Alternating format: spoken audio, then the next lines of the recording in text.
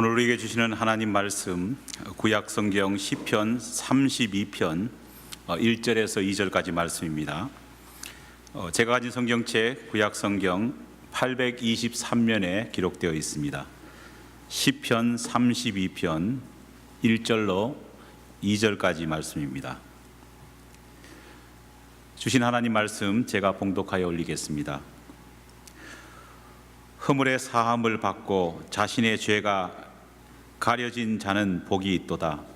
마음에 간사함이 없고 여호와께 정죄를 당하지 아니하는 자는 복이 있도다. 아멘. 최근 몇 년 언론에 보도되고 있는 강력 사건 가운데에 빠지지 않고 신문의 한 면을 장식하고 있는 범죄 유형이 있습니다. 그것은 안타깝게도 개신교 목회자들에 의해서 자행되고 있는 성추행 범죄가 바로 그것입니다. 최근 3개월 동안 또 벌써 5건 이상의 이런 사건들이 언론에 보도되었고, 가뜩이나 힘든 상황 속에 있는 교회와 크리스찬들을 더욱더 힘들게 만들고 있습니다. 한간에는 교회를 19금 지역으로 선포해야 된다는 우스갯소리까지 나돌고 있습니다. 죄성을 가진 인간은 누구라도 죄를 범할 수 있습니다. 저도 그렇고 여러분도 그렇고 결코 죄에 관해서는 예외일 수 없습니다. 하지만 최근 교회가 집중적인 지탄의 대상이 되고 있는 것은 이런 죄에 대해 바르게 대처하지 못하고 있기 때문일 줄 믿습니다. 단순히 성범죄만 문제가 되는 것이 아닙니다. 안타깝게도 교회 내에서 발생하는 여러 문제에 대해서 교회 밖에 있는 사람들에게도, 심지어 교회 안에 있는 교인들에게도 명확하고 시원한 모습을 교회가 보여주고 있지 못합니다. 숨기거나 덮거나 회피해버리는 경우가 사실 얼마나 많은지 모릅니다. 심지어 죄를 오히려 미화시키는 경우도 우리는 자주 목격합니다. 어떤 측면에서 우리 기독교는 죄를 어떻게 다루고 죄의 문제를 어떻게 해결하느냐에 신앙의 초점을 가진 종교입니다. 하나님께서는 인간이 저지른 바로 그 죄 문제를 해결하기 위해서 수많은 선지자들을 이 땅에 보내주셨습니다. 그리고 하나님은 결국 이 죄의 문제의 근원적인 해결을 위해서 자신의 외아들이신 예수 그리스도를 이 땅에 보내시기까지 하셨습니다. 그러므로 교회는 무엇보다도 죄의 문제를 잘 다룰 수 있어야 합니다. 죄를 저지르지 않는 것은 정말 최선입니다. 하지만 죄의 본성을 가지고 주님이 다시 재림하실 그날까지 이 땅 속에 발을 내딛고 살아나가야 되는 우리는 결코 죄로부터 자유로울 수는 없습니다. 그러하기에 저지른 죄를 어떻게 처리하고 다루는지는 우리에게 정말 중요한 이슈가 아닐 수 없습니다.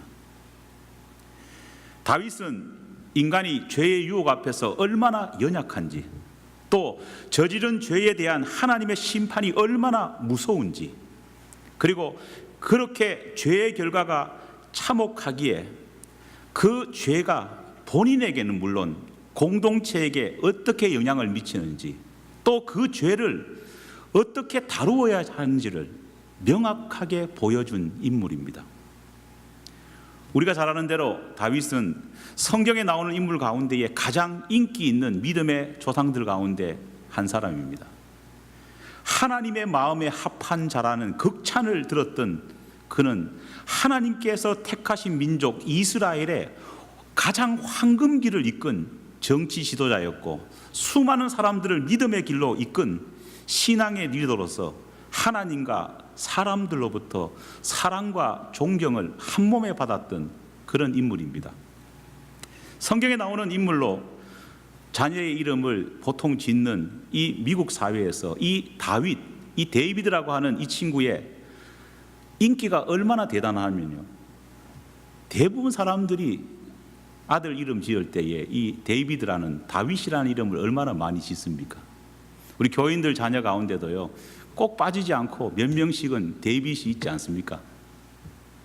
하지만 이 멋진 이름, 이 하나님의 은혜를 입은 자라고 칭함을 받기 위해서 붙여진 이 이름, 그러나 최근에는요, 이 다윗이라는 이름이 파렴치범들이 자기의 죄를 변명하기 위해서 자기 죄를 희석시키기 위한 수단으로 자주 입에 오르내리고 있다는 겁니다. 특히 신앙인들이 저지른 성범죄를 요리조리 피하고 빠져나가기 위한 수단으로서 다윗은 단골 메뉴로 입에 오르내리고 있습니다. 우리아의 아내 바세바를 범한 다윗도 회개해서 용서받았는데 내가 뭐 그래 문제가 되겠느냐, 이렇게 주장하는 사람들이 얼마나 많은지 모릅니다. 여러분, 정말 그럴까요? 죄에 대한 용서의 문제가 정말 그렇게 단순하고 쉬운 것일까요? 지난 시간에는 제가 여러분에게 피해자가 가져야 되는 용서의 의미를 살펴보았습니다. 오늘 이 시간에는 가해자가 생각해야 되는 죄사함과 용서의 의미를 이 다윗의 모습을 통해서 함께 살펴보기를 원합니다. 만약 오늘 성적인 범죄자들이, 특별히 성적 범죄를 저지른 기독교 지도자들이 이렇게 다윗의 이름을 가지고 자기의 잘못을 희석시키고 궤변을 늘어놓는 그 모습을 다윗이 듣는다면 과연 다윗은 그들에게 어떻게 말했을까요? 오늘 본문 말씀인 시편 32편 1절로 2절은 다윗이 우리아의 아내 바세바에게 성범죄를 저지른 후 나단 선지자로부터 하나님의 책망과 심판의 말씀을 전해 들은 뒤 회개하고 나서 바로 지은 시입니다. 시편 51편 역시도 똑같은 배경을 가지고 있습니다. 본문을 읽으면서 우리의 눈을 사로잡는 부분이 있습니다. 그것은 시편 32편에 붙여진 다윗의 마스길이라고 하는 이 부제입니다. 여러분, 마스길이라는 이 말의 뜻을 아십니까? 마스길은 히브리어로 교훈을 준다, 가르친다는 말로 자신이 몸소 겪은 일로 얻은 경험과 깨달음을 다른 사람들에게 알린다는 그런 의미를 가지고 있습니다. 성적인 유혹과 죄에 빠졌던 다윗은 그 부끄러운 죄를 더 이상 다른 사람이 반복해서 범하지 않게 하기 위해서 그 간절한 마음으로 자기 자신의 심정을, 교훈을 담아서 이 시를 통해 사람들에게 전하기를 원했습니다. 과연 성범죄자 다윗은 그의 회개와 하나님의 용서에 대한 어떤 참회의 메시지를 어떻게 사람들에게, 무엇을 사람들에게 알리기를 원했을까요? 소위 오늘 비슷한 범죄를 저지른 후 문제가 되고 있는 크리스찬 지도자들과 기독교인들에게 다윗이 말하고 싶었던 것이 무엇일까요? 그런 크리스찬 지도자와 다윗이 근본적으로 달랐던 점은 뭘까요?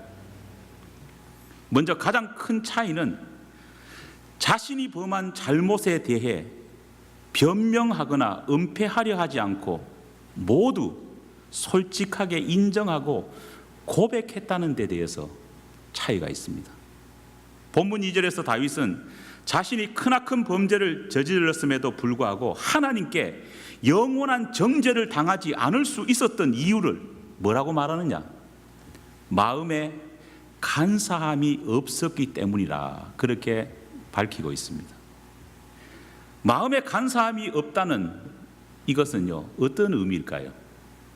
과연 마음에 간사함이 없다는 것이 어떤 것이기에 그렇게도 흉한 범죄를 다윗이 저질렀음에도 불구하고 하나님이 내리시는 최악의 심판을 피할 수 있게 했을까요?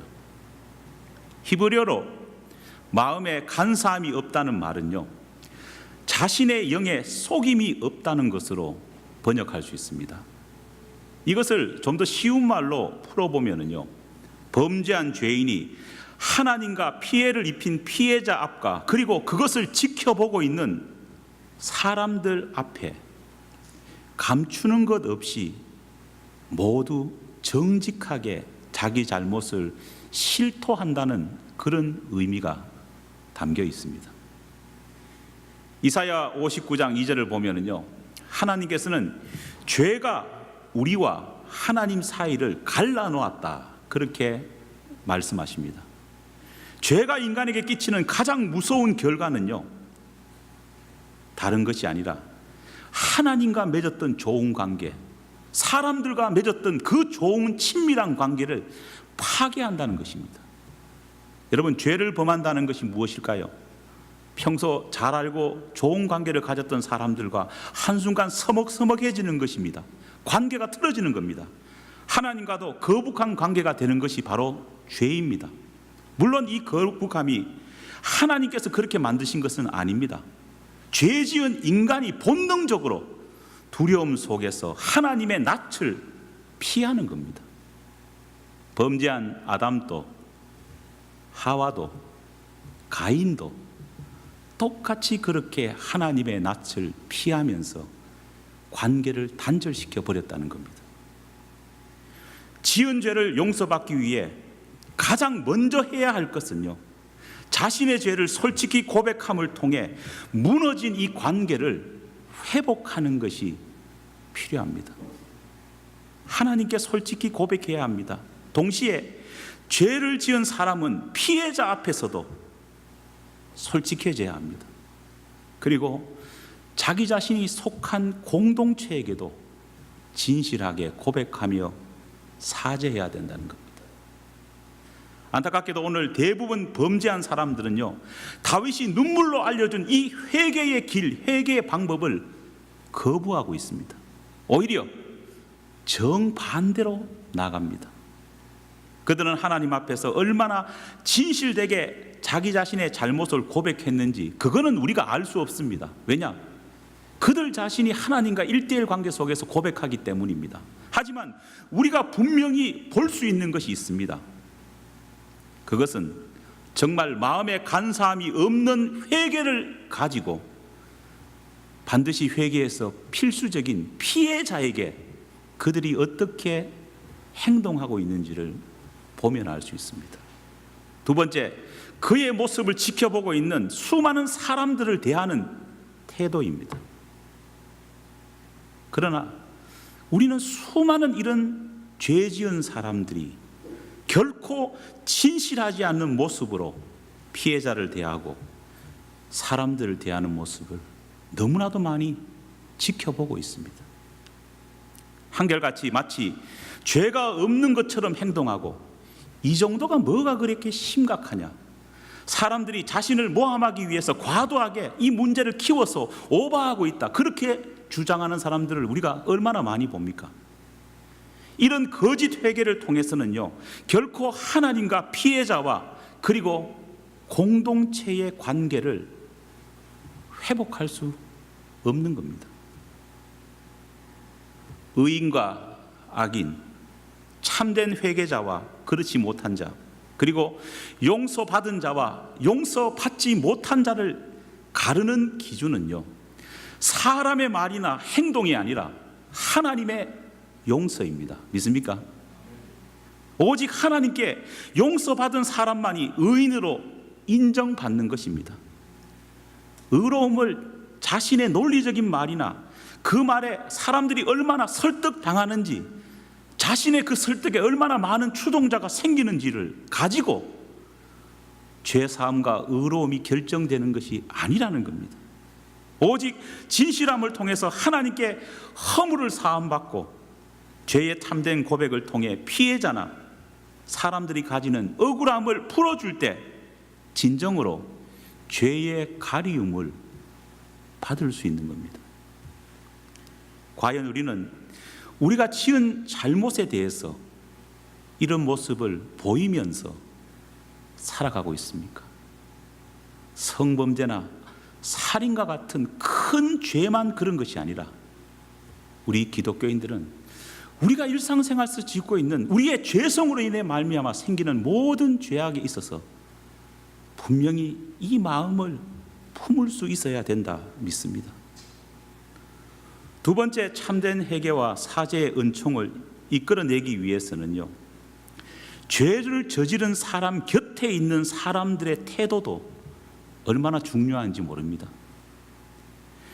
남의 아내에게 흑심을 품고 성범죄는 물론 살인까지 저지른 다윗의 곁에는 범죄 사실을 알고 있던 두 사람이 있었습니다. 누구냐? 선지자 나단, 그리고 군대 장관 요압이었습니다. 두 사람은 비록 그들 자신이 죄를 저지른 것은 아니었습니다. 하지만은 다윗이 범한 죄에 대해서 그들은 알고 있었습니다. 하지만 이 두 사람이 다윗을 향해서 보인 태도는요, 전혀 달랐습니다. 먼저 선지자 나단은 다윗을 찾아가 왕인 다윗이 저지른 잘못에 대해서 하나하나 지적하고 회개를 촉구했습니다.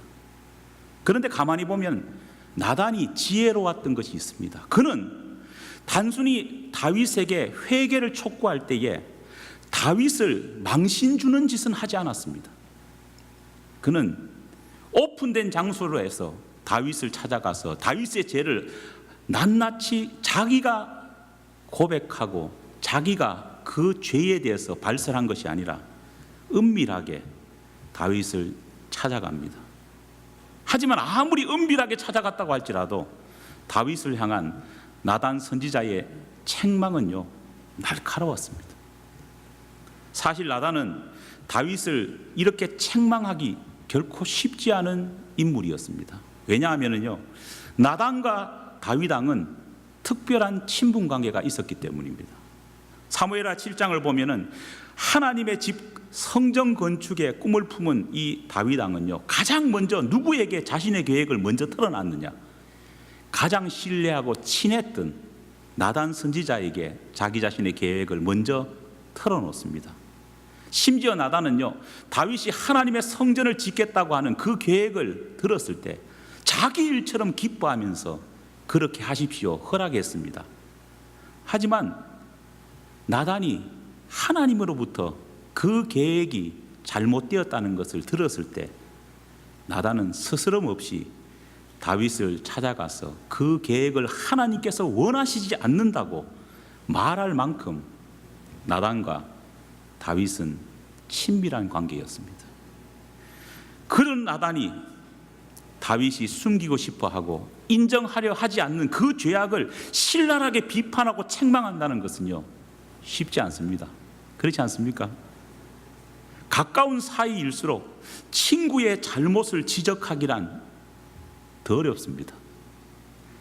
가족의 잘못을 고발하고 발설하는 것은요, 정말 어려운 것 아닙니까? 친밀한 관계일수록 조언하기란 더욱더 힘든 것입니다. 심지어 당시 다윗은요, 절대 권력을 가진 왕이었습니다. 나단은 그에 비해서 일개 무명 선지자였습니다. 나단은 그가 왕의 잘못을 지적한다면은 그가 이 지적한 내용을 왕이 어떻게 받아들일지 예견할 수 없었습니다. 자칫 잘못하면은 왕과 맺었던 그 좋은 관계가 틀어질 수도 있고, 심지어는 그가 권력 앞에 심각한 피해를 입을 수도 있고 급기야 죽을 수도 있다는 겁니다. 하지만 나단은 모든 위험과 손해를 감수하면서까지 다윗에게 직언합니다. 왜 그랬을까요? 이유는 단 하나였습니다. 죄의 심판과 용서는 인간이 하는 것이 아니라 오직 하나님만이 할 수 있음을 나단은 알았기 때문입니다. 그는 범죄자 다윗에게 지금 무엇이 가장 필요한지, 서로가 가지고 있던 정리보다 더 중요한 것이 뭔지, 사랑하는 다윗을 살리기 위해서 그가 할 수 있는 행동이 뭔지를 정확히 알았기 때문에 모든 위험과 어려움을 감수하면서까지 다윗에게 잘못 지적할 수 있었다는 겁니다. 그러나 똑같이 다윗 곁에 있었던 군대 장갑 요압은 전혀 다른 모습을 보입니다. 그 역시도 다윗의 죄를 알고 있었습니다. 그것이 하나님의 법에 비추어 볼 때에 얼마나 크고 잘못된 것임을 이 요압도 분명히 알았습니다. 하지만 요압은 다윗의 잘못된 길을 막으려 하기보다는 오히려 다윗의 범죄를 감추려 하고 더 확대시키고 부추겼습니다. 그는 다윗이 바세바와 범한 성범죄를 감추기 위해서요, 다윗과 공모해서 바세바의 남편 우리아를 교모하게 죽게 하는 살인 계획을 세웠고 실제로 이 살인에 참여합니다.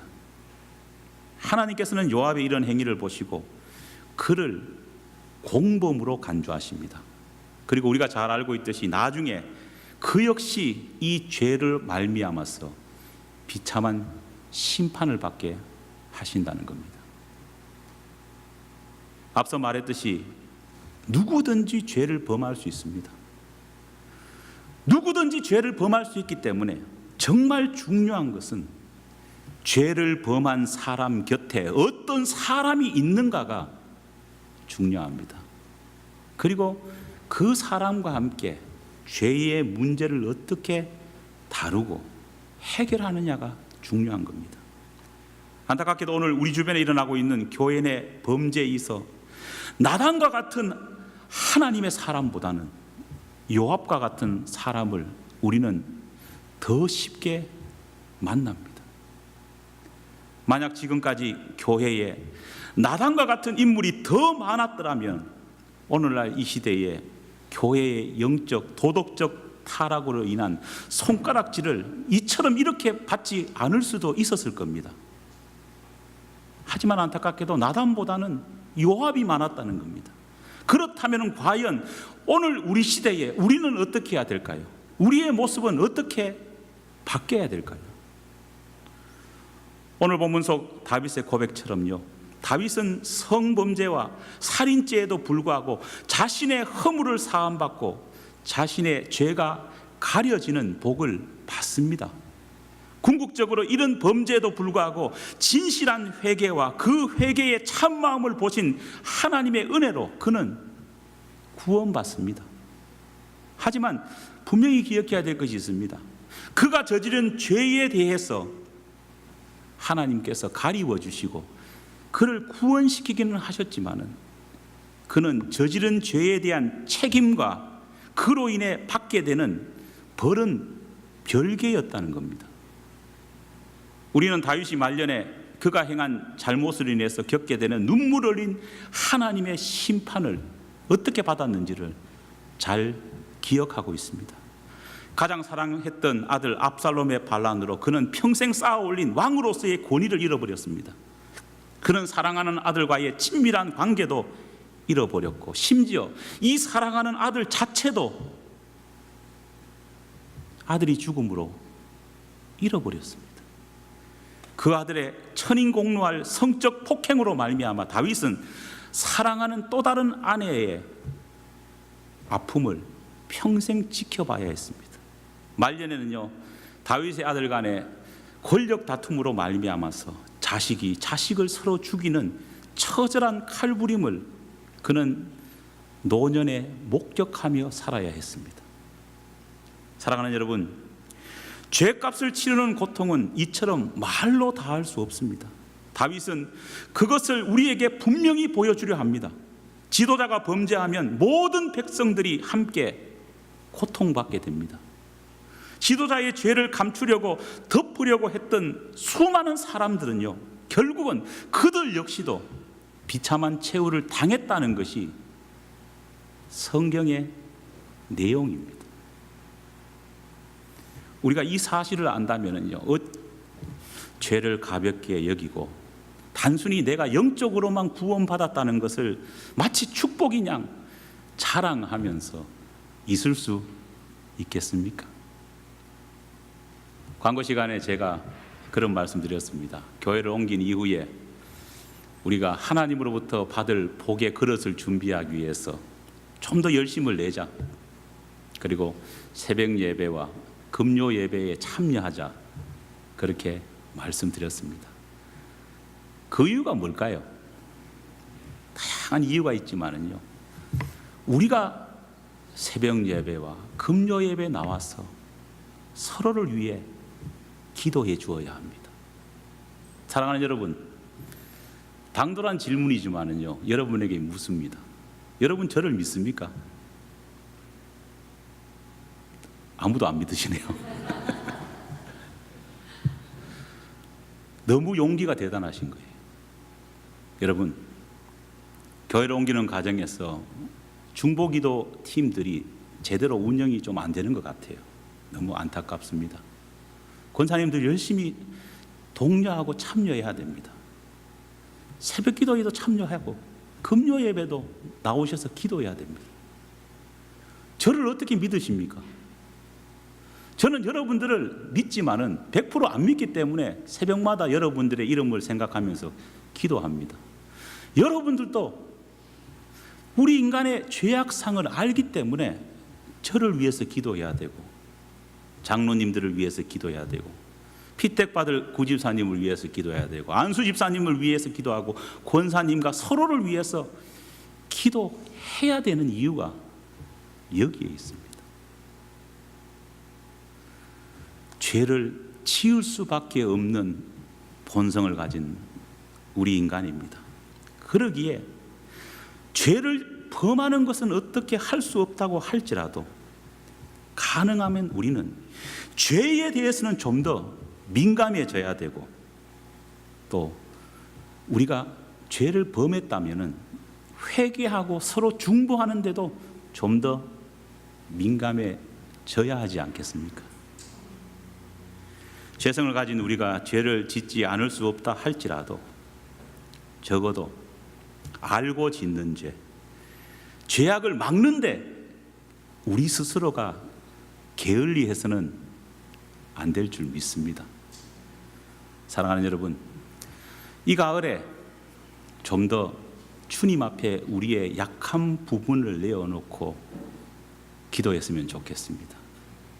우리 교회가 비록 죄악의 싹이 있다고 할지라도 기도로서, 말씀으로서 그 죄의 삭을 자르고 그 죄의 문제를 주님이 가르쳐 주신 은혜를 통해 해결했으면 좋겠습니다.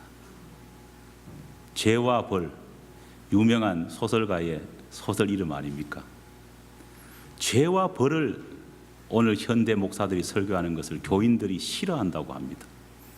그러나 성경의 절반은 바른 죄와 벌에 대한 눈을 가져라는 것임을 기억하며 우리가 진정으로 하나님 앞에 어떤 교인이 되어야 될지를 생각하는 저와 여러분이 되기를 간절히 축원합니다.